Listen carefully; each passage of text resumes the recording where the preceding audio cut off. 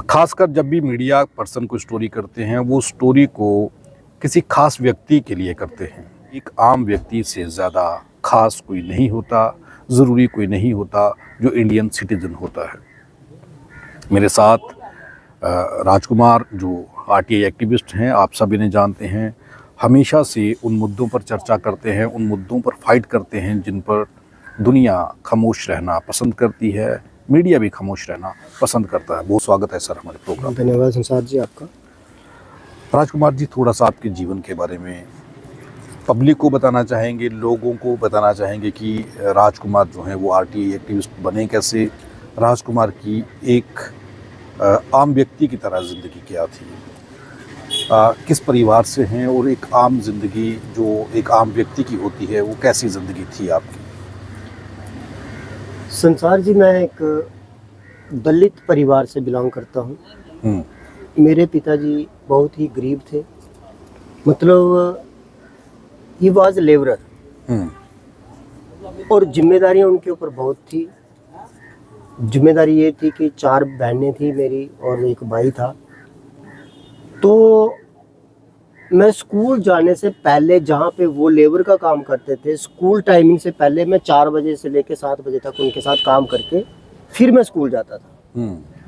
School से जब छुट्टी हो जाती थी तो मैं वापस उसी पॉइंट पे चला जाता था जो लेबर का पॉइंट होता था कि चलो 10 रुपये और बढ़ जाए, 20 रुपये और बढ़ जाए। वो चलते चलते 1991 में मैं जब मैट्रिक में पास हुआ तो मेरे बिले से, मेरे मोहल्ले से मैं अकेला आदमी था। कौन सा गांव था आपका? मेरा गांव केरन बनतलाब है।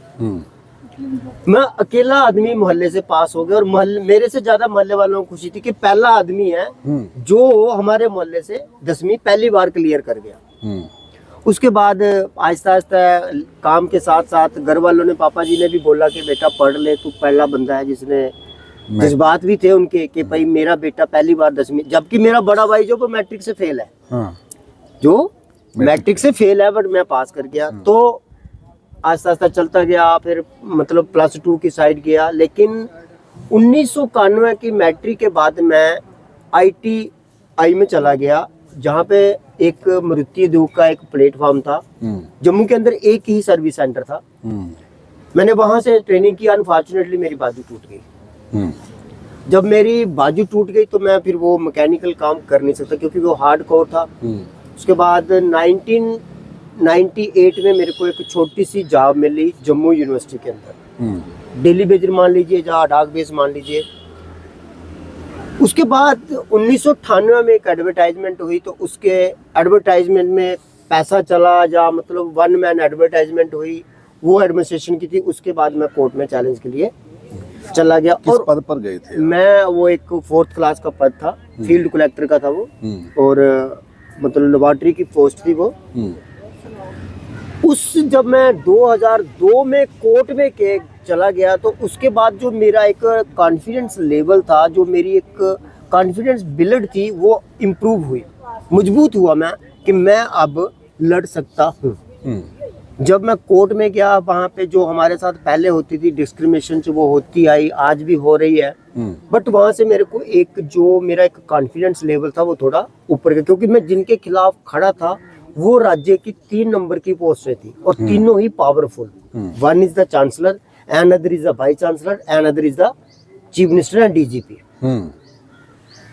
तो जब मैं कोर्ट में गया, वहाँ पे जजेस का, एडवोकेसी का क्या रोल रहा, वहाँ से कंप्लीट करके out of jurisdiction, out of provision of law मामले चलते गए। उस टाइम नॉलेज नहीं थी, कानून की इतनी नॉलेज नहीं थी, और खामोश होना पड़ा। जाता तो किसके पास जाता, अंडरस्टूड बात थी, नॉलेज नहीं थी तो वकील के पास जाता, कभी उधारी करके, कभी मजदूरी करके, कहीं उधार या जैसे लोगों से, तो वकील को फीस दी, वकील को बिकने में टाइम नहीं लगा। फाइनली 2006 में मैं प्रोसेस ऑफ प्रिजन 1966 के तहत सुप्रीम कोर्ट में चला गया।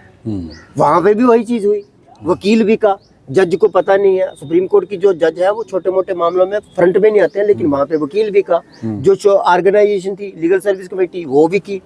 मतलब 2006 के बाद मैं इतना मजबूत हो गया कि मैं अपने डिसीजन खुद लेने लग पड़ा।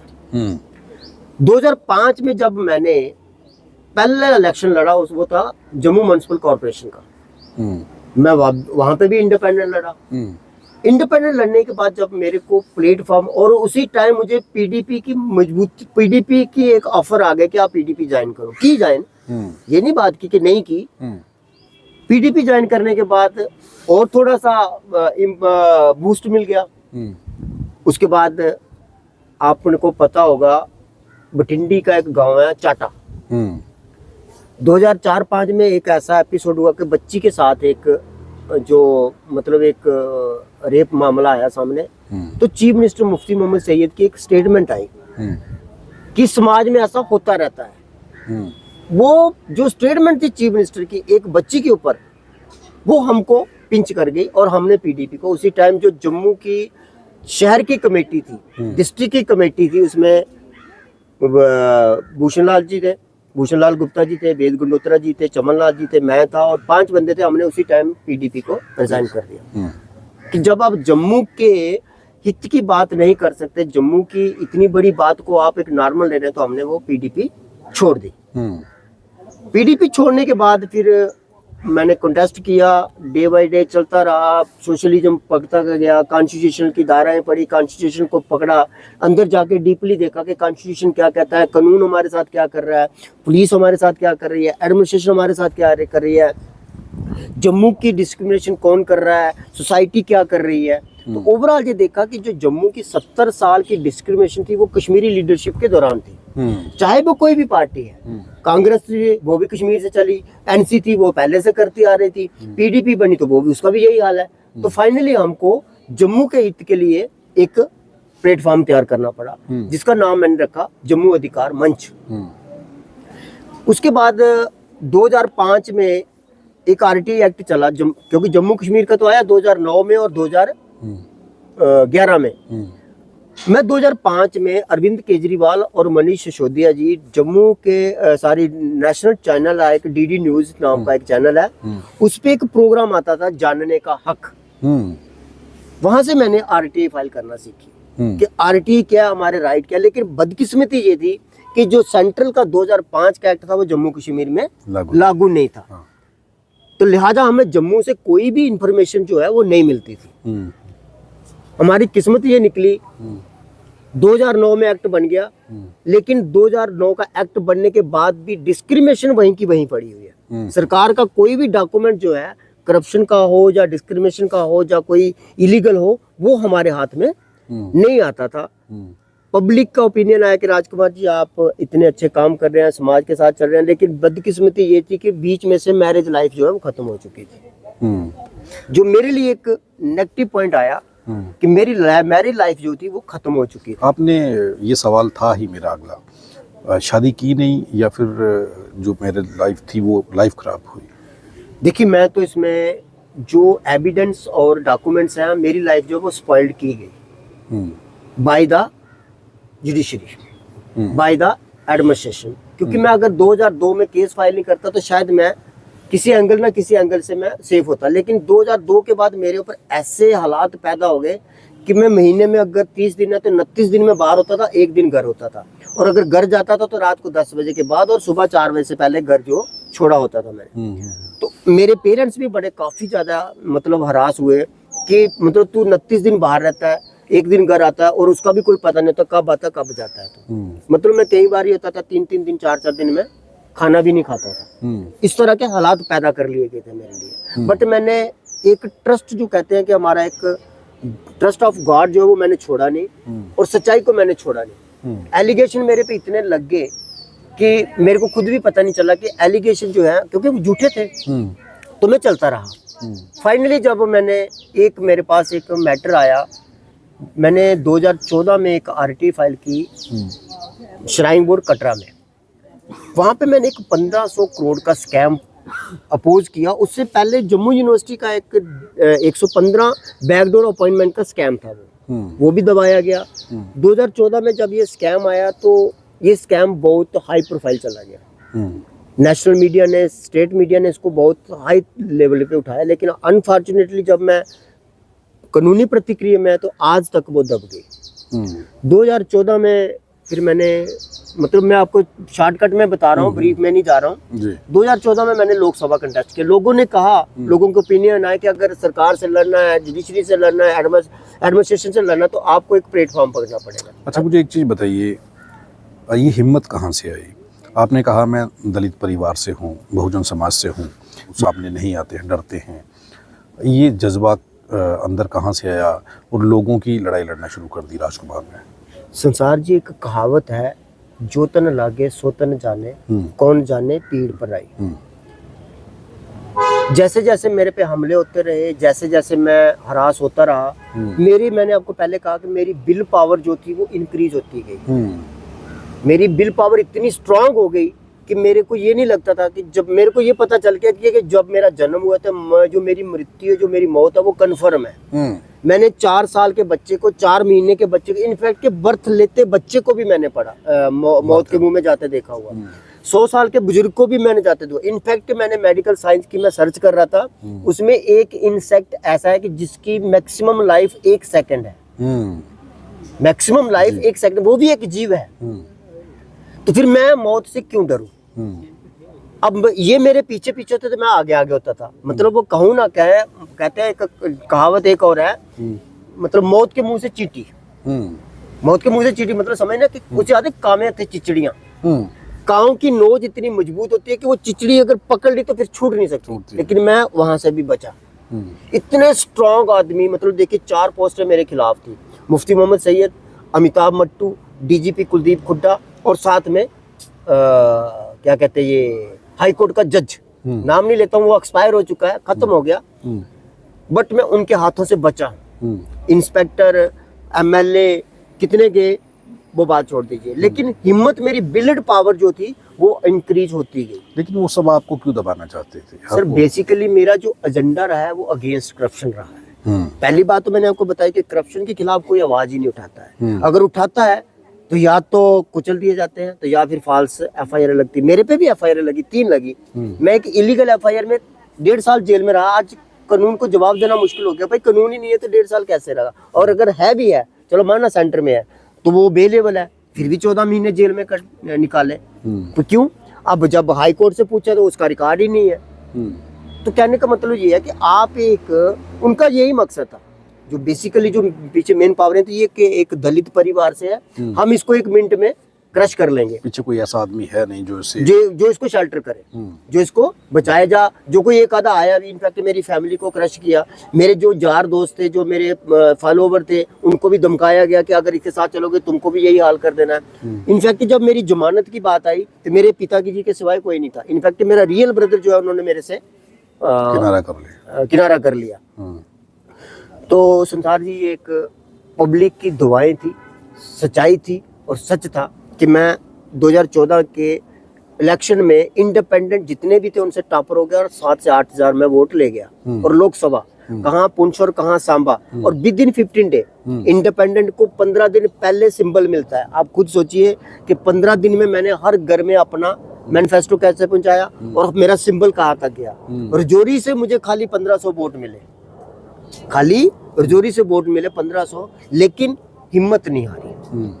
बीच में 2019 में इन्होंने यही कोशिश की कि इसको जैसे कैसे होगा रोका जाएगा। 2015 में मैंने असेंबली कंटेस्ट की, लेकिन जो हमारा समाज है, जो जम्मू की डिस्क्रिमिनेशन है, वो आज की डेट में सुधर गया है। आज की डेट में समझ गया है कि सच क्या और झूठ क्या।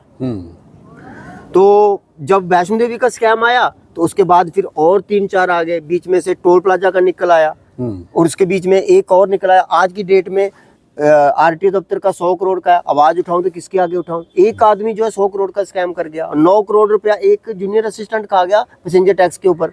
उसके बाद 400 करोड़ का स्मगलर आ गया, छोटे छोटे बच्चों के पैसे खा गए। करप्शन के खिलाफ कोई भी ऑर्गेनाइजेशन नहीं चल रही, और मेरा एजेंडा है कि मैं अपने समाज को इस करप्शन फ्री सिस्टम को इम्प्लीमेंट करूं। आपको कभी लगा कि जिन लोगों के लिए मैं लड़ रहा हूँ, जिस समाज की मैं बात कर रहा हूँ, जम्मू कश्मीर के लोगों की बात कर रहा हूँ, जब उन लोगों को फ़र्क नहीं पड़ता तो राजकुमार क्यों लड़े? संसार जी, आपने बाबा भीमराव अंबेडकर जी का इतिहास पढ़ा होगा। जब वो गोल मेज कॉन्फ्रेंस में जा रहे थे तो उनके बेटे की डेड बॉडी घर में पड़ी हुई थी। तो माताश्री जो उनकी वाइफ थी, अम्बेडकर साहब की वाइफ थी, उन्होंने कहा कि बेटे की लाश अंदर पड़ी है, कम से कम मुझे कफन के लिए पैसे दे दीजिए।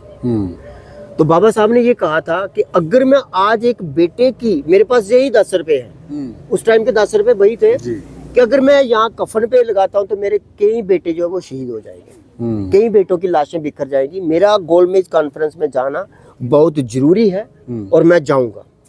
इस लाश के, ये तो जा चुका है, ये वापस नहीं आएगा, इसका इंतजाम आपने करना है। तो माता श्री ने अपना साड़ी का आधा हिस्सा काट के तो उसको कफन के रूप में और इस लाश को ढका था। तो मेरी बात है कि मैं अपने समाज के लिए लड़ रहा हूँ, जम्मू का जो तबका, दबा कुचला तबका, उसके लिए लड़ रहा हूँ। आज की तारीख में आपके आशीर्वाद से, मीडिया के आशीर्वाद से, जम्मू के अंदर हर तीसरा आदमी राजकुमार को जानता है, हर तीसरा आदमी जो है वो जानता है। लेकिन सवाल ये है कि जो आपका सवाल है वो बहुत है कि मैं उनके लिए क्यों लड़ूं। आज मैं ये कहता हूं कि बाबा साहब, यही अगर ये बाबा साहब बोलते कि मैं समाज के लिए क्यों लड़ूं, जबकि मैं अपने बेटे की डेड बॉडी के लिए नहीं बन सका, तो मैं समाज के लिए क्यों लड़ूं। समाज के अंदर हर इंसान जो है वो किसी न किसी एंगल से अपने लिए लड़ता है, लेकिन समाज के लिए बहुत कम लोग लड़ते हैं। आप बाबा साहेब भीमराव अम्बेडकर को अपना आइडल मानते हैं? देखिए सर, आइडल मैं क्या मानूंगा, उसको तो दुनिया मानती है। हिंदुस्तान माने ना माने, दुनिया मानती है। अमेरिका ने कहा कि ऐसा हीरा जो हिंदुस्तान में पैदा हो, हमारे देश में होता, तो हम उसको पूजते। लेकिन भारत में आए दिन उनके तस्वीरें जलाई जाती हैं, उनकी मूर्तियों को तोड़ा जाता है, उनके खिलाफ काफ़ी सारी चर्चाएं होती हैं, उनके कॉन्स्टिट्यूशन को ख़त्म करने की बात की जाती है। देखिए, कॉन्स्टिट्यूशन जो खत्म करने की बात है, अमेंडमेंट तो अलग की बात है। मैं आपको एक बात की गारंटी देता हूँ, कोई भी चीज़ है जब वो ओवरफ्लो हो जाती है ना, तो वो टूटती है। ये बात आप मानते हैं? आज मेरा एक सवाल है, मैं जम्मू के अंदर जो भाजपा के 25 MLA थे उनको ओपनली चैलेंज कर चुका। इनफैक्ट उनमें टॉप में था, जो एजुकेटेड था, वो प्रोफेसर था, प्रोफेसर निर्मल सिंह, वो मुझे बाय नेम जानते हैं। मैंने उनको भी चैलेंज किया था कि अगर आप इस चीज के ऊपर डिबेट करना चाहते हैं, आप फ्रंट में आ जाइए। जब 1947 में जब ये कॉन्स्टिट्यूशन बन के तैयार हुआ, 1950 में जब ये लागू हुआ, तो सिर्फ एकमात्र बाबा साहब थे जो PhD होल्डर थे। क्या हिंदुस्तान के अंदर कोई एक एजुकेटेड पढ़ा लिखा इंसान नहीं था जिसको ये जिम्मेदारी दी जाती? अगर उस टाइम वो अकेले PhD होल्डर थे, तो 50 साल के बाद या 70 साल के बाद आपके पास आज कितने लोग हैं जो कॉन्स्टिट्यूशन लिखने के लिए तैयार हैं या काबिल हैं? तैयार को तो छोड़िए, काबिल कितने हैं? तो आप कॉन्स्टिट्यूशन तोड़ने की बात कर रहे हैं। मसल पावर हमेशा एक दिन गिरती है। कॉन्स्टिट्यूशनल पावर, आज मैं खड़ा हूं जहां पे जिंदा हूं तो कॉन्स्टिट्यूशनल पावर के साथ, मसल पावर के साथ नहीं खड़ा हूं मैं। आज की डेट में मैं चैलेंज कर रहा हूं, मैं चुनौती देता हूं। जम्मू हाई कोर्ट के अंदर 14 जज हैं, बाय नेम जानते हैं। लोअर कोर्ट में 36 जज है, बाय नेम जानते हैं। किस लिए जानते हैं? मसल पावर से नहीं, एजुकेशन से नहीं, मेरी जो एक कॉन्स्टिट्यूशनल पावर है उसके तहत, फंडामेंटल राइट के तहत मुझे पहचानते हैं। कहने का मतलब ये है कि कॉन्स्टिट्यूशनल पावर और जो संवैधानिक तौर पे फंडामेंटल राइट्स की पावर है वो सबसे ऊपर है। कॉन्स्टिट्यूशन तोड़ने की बात अलग है। अगर ये तोड़ने का वो कह रहे हैं कि मैंने ये भी सुना है कि ये फॉरेन का रूल अप्लाई कर रहे हैं कि कभी जिंदगी में चुनाव ही नहीं होगा। मैंने कहा नेपाल के प्राइम मिनिस्टर की हालत देख लीजिए, एक कमरे में बंद ना होना पड़े। सवाल ये कि मेरे मारने से अगर आपको लगता है कि देश आजाद होता तो मैं कह रहा हूँ फ्रंट में कर लीजिए आप जो कर सकते हैं। आपके पास तो बहुत सारा इंफ्रास्ट्रक्चर है, पर जब मेरी मौत लिखी नहीं है तो आप मुझे मार नहीं सकते। राजकुमार जी, कभी डर नहीं लगता है जैसे मामलों में आप उलझ जाते हैं, जिन लोगों से आप टक्कर ले लेते हैं, जिनके खिलाफ कोई बोलना नहीं चाहता है, डर लगता है? संसार जी, मुझे डर अपने लिए नहीं लगता है, मुझे डर लगता है समाज के लिए। कि अगर मैं आज समाज की आवाज उठा रहा हूँ, लोगों के अंदर, समाज के अंदर मैसेज आता है कि कोई एक है कि जो इस चीज के ऊपर चल रहा है। आज की डेट में आप देख लीजिए 3 मुद्दे हैं जो सबसे टॉप पे है, जो देश को अंदर से कुचले जा रहा, खाए जा रहा, वो है करप्शन, दूसरा है नशा, तीसरा है बेरोजगारी। बताइए मुझे, सरकार इन तीनों के ऊपर क्या कर रही है? नशे के ऊपर आज देख रहे हैं हर तीसरा जो यूथ है वो नशा ले रहा है। आपने 2000 करोड़ का इंश्योर किया कि हम 2000 नौकरियां हर साल देंगे। मैं कह रहा हूँ 2000 बता दीजिए मुझे। 2 करोड़ की तो बात ही छोड़ दो, अब 2000 बता दीजिए मुझे कि 2000 नौकरियां आपने दी हैं। अब इलेक्शन आए तो आपने पोर्टल खोल दिए, और इलेक्शन तक तो उनके इंटरव्यू भी नहीं होने, तो उसके बाद वो पोर्टल भी बंद हो जाने हैं। मेरा आखिरी सवाल था, आप जो बात कर रहे हैं, अब आप इलेक्शन लड़ना चाहते हैं दोबारा? नहीं, वो मैं, चलो आपने पूछ लिया, मैं उसको अभी अपोज नहीं कर रहा था, क्योंकि जनता का ओपिनियन है। जनता ने मुझे बहुत बार कहा, उन्होंने मुझे अपनी नुमाइंदगी जी, लास्ट टाइम उन्होंने 7 से 8 हज़ार मुझे वोट भी दिया, क्योंकि जनता की आवाज हूँ मैं। जनता चाहती है कि कोई, अब देखिए जो हमारे पहले इतिहास के मेंबर ऑफ पार्लियामेंट रहे, मैं कहता हूँ उनको जॉब प्रोफाइल ही नहीं पता। मेंबर ऑफ पार्लियामेंट का जॉब प्रोफाइल क्या है? आप मेंबर ऑफ पार्लियामेंट बने, दिल्ली में 10 साल बैठे, मुझे बताइए आपने 10 साल के अंदर जम्मू के हित में, जम्मू की नुमाइंदगी कर रहे हैं आप, जम्मू कश्मीर की नहीं कर रहे हैं, जम्मू की नुमाइंदगी कर रहे हैं। आपके अंदर 4 डिस्ट्रिक्ट है, मुझे बताइए आपने जम्मू के हित के लिए 10 साल में कितने बिल पेश किए पार्लियामेंट के अंदर? आपको जनता ने चुन के भेजा है, कम से कम एक बिल बता दीजिए। एक मैंने नाम सुना था, हमारे मेंबर साहब ने कहा था कि जम्मू के अंदर मेट्रो चलना शुरू हो गई। भाई मुझे भी बता दो, मैं भी एक उसमें थोड़ा सा ट्रैवल कर लूं कि कहाँ है। लेकिन जो जनता ने जिनको नुमाइंदगी दी, चुना, उन्होंने जम्मू के साथ फरेब किया। जम्मू के लोगों की मतलब इतनी डिस्क्रिमिनेशन कर ले कि आज वो सोचे कि वोट दें तो किसको दें। नोटा का विकल्प क्यों ना चुने, क्योंकि वोट तो बेस नहीं करना है। लेकिन अगर मैं उतरा हूँ तो जनता ने मुझे चाहा है, जनता ने मुझे ओपिनियन दिया है। सबसे बड़ी बात है कि 25 से 30 साल मैं किस दौर से गुजर के आया हूँ, ये भी एक क्रेडिबिलिटी है। आज की तारीख में मैं हर चीज को चैलेंज कर रहा हूँ। किसके लिए? समाज के लिए। समाज एक ऐसा तबका है हमारा, जम्मू के अंदर तो चलो इलिटरेसी थोड़ी सी है, लेकिन माफ करना इस चीज के लिए कि जो आज की डेट में पोस्ट पे है। अब आपने इलेक्शन की बात की है, उसमें मेरे 2-3 जो मैनिफेस्टो के 3 एजेंडे हैं वो प्रायोरिटी पे हैं। पहला तो ये है कि आप जो सिस्टम है, किसी 2-3 प्लेटफॉर्म ऐसे हैं जिनके खिलाफ सीधी कंप्लेन ही नहीं है, जिसमें से एक वकील तबका है, आप उनके खिलाफ कोई कंप्लेन नहीं करता। जो ब्यूरोक्रेट्स है या गवर्नमेंट ऑफिसर है, उनके खिलाफ डायरेक्ट कंप्लेन का प्रोविजन नहीं है। सीआरपीसी 197 का प्रोविजन ऐसा ढंगा बना हुआ है, गवर्नमेंट परमिशन नहीं देती, उसके खिलाफ एफआईआर नहीं होती है। सवाल ये है कि जो आज की डेट में सुप्रीम कोर्ट ने खुद कहा है कि जो भी हियरिंग होती है, ट्रांसपेरेंसी ये है कि आप उसके लिए एक जो ट्रांसमिशन लगाया उन्होंने, वीडियोग्राफी और लाइव टेलीकास्ट रखा हुआ। अगर पार्लियामेंट की लाइव का टेलीकास्ट होते, why should not be before the judiciary? Judiciary की होनी चाहिए। मेरा मेन एक्चुअली कि जुडिशरी को प्लेटफॉर्म पे लाया जाए। जो 197 है सीआरपीसी, उसको कैंसिल करवाया जाए कि सरकारी मुलाजिम के खिलाफ भी डायरेक्ट सीधी कंप्लेन नहीं होनी चाहिए। जो हार्डकोर क्रिमिनल के खिलाफ हो रही है बिना एविडेंस के, फॉल्स होती है, तो why should not be against the corrupt people? In fact के करप्शन एक्ट की धारा 161 से लेके 165 तो ऑटोमेटिकली पब्लिक सर्वेंट पे लगी हुई है, लेकिन 166 जोड़ने के लिए हमें 197 को क्रॉस करना पड़ता है, जो गवर्नमेंट देती नहीं है। सवाल ये है कि जनता, जो मेंबर ऑफ पार्लियामेंट का जॉब प्रोफाइल है, वो मेकिंग ऑफ लॉ है, वो कानून बनाना है, कानून चलाना नहीं है। आज मैंने मेंबर ऑफ पार्लियामेंट को देखा, कभी वो नालियों के उद्घाटन कर रहा है, कभी नालियों का काम लगाया हुआ है, कभी टाइल्स का काम लगा रहा है। भाई वो उसके लिए panch, sarpanch, corporator, DDC, BDC, MLA तक बैठे हुए हैं। मेंबर ऑफ पार्लियामेंट का ये जॉब प्रोफाइल नहीं है। अगर आपका कोई बड़ा प्रोजेक्ट है तो वो आप ले आए सामने। जम्मू के अंदर जो मतलब हम कहते हैं ना, हमारा जमहूरियत के अंदर एक हिस्सा है कि जम्मू कश्मीर एक ऐसा राज्य था, मतलब कंट्री मान लीजिए, ऐसा कंट्री था कि यहाँ पे हर तबका जो था वो मिलजुल के रहता था। हिंदू, मुस्लिम, सिख, ईसाई, हर कम्युनिटी के लोग हैं यहाँ पे। लेकिन आज की तारीख में पिछले 5 साल में आप देख लीजिए, जब से 370 टूटा है, हम कहाँ पे हैं, अदर्स कहाँ पे हैं। जी, बहुत बहुत धन्यवाद हमारे साथ राजकुमार जी बात करने के लिए। फिर अगले एपिसोड में आपसे बात करेंगे और कई सारी चीज़ें जानना चाहेंगे आपकी लाइफ के बारे में, आपके चल रहे संघर्ष के बारे में। बहुत बहुत धन्यवाद संसार जी। आज हमारे साथ आरटीआई एक्टिविस्ट राजकुमार थे। उनके जीवन के बारे में जानना चाहा, शुरुआत कैसे हुई और आरटीआई एक्टिविस्ट कैसे बने, कानून को कैसे समझा, और जो खुलासे वो कर रहे हैं, ये खुलासे बहुत बड़े हैं। और इन खुलासों को करने वाले लोग और ये जिगरा वो कहाँ से लाते हैं, ये तो राजकुमार ही जानते होंगे। लोग डरते हैं इन बातों पर बात करने के लिए, जिन बातों और जिन मुद्दों पर राजकुमार लड़ रहे हैं। फिर किसी ऐसी शख्सियत के साथ आपको मिलाएंगे और चर्चा करेंगे जम्मू कश्मीर को बचाने की, जम्मू कश्मीर के युवाओं को बचाने की, जम्मू कश्मीर के युवाओं के फ्यूचर को बचाने की। अगर आप भी चाहते हैं कि आरटीआई इंडिया न्यूज़ आप सबकी आवाज़ इसी प्रकार उठाता रहे, तो आरटीआई इंडिया न्यूज़ की आर्थिक सहायता करें।